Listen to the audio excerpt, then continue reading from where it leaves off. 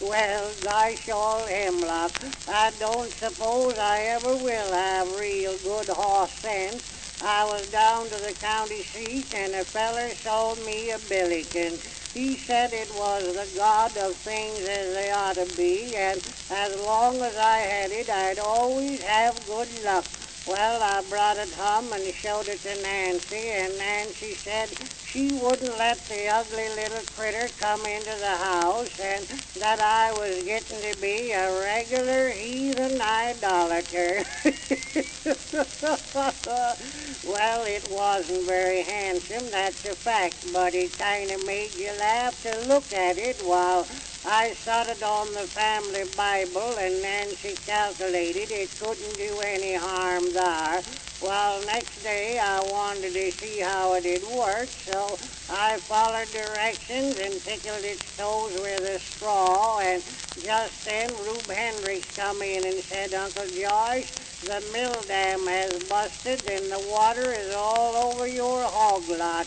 Well, I went down there and I had 60 hogs and they was all drowned except two, and I managed to get them out. They was pretty good swimmers. Just then the constable come along and subpoenaed me to serve on the jury. At the time when I was too busy getting my crops in, I didn't know what to do. Well, I was getting a little riled when Jim Lawson come along. He said, Uncle George, the hired hands let your horses run away and mashed the wagon all to pieces and broke his leg, and they're bringing him home. Where are you going to put him? Well, we put him in the spare room and called a doctor, and I went after the horses, and just as I was getting back home, by gosh, the barn was on fire.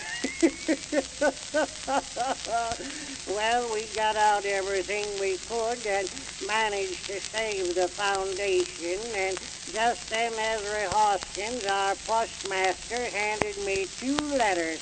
One of them was from Nancy's brother out in Nebraska.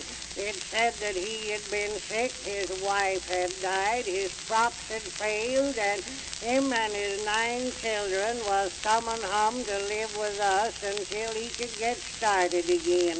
And the other letter was from the pension department at Washington, and they said they couldn't give me any pension because they couldn't find my war record. Well, I was so gosh darn mad. I went in the house and got that billiken, and I throwed it down the well. And by gosh, next day the well went dry. And we've been hauling water from the creek ever since. Gosh darn a billiken anyhow.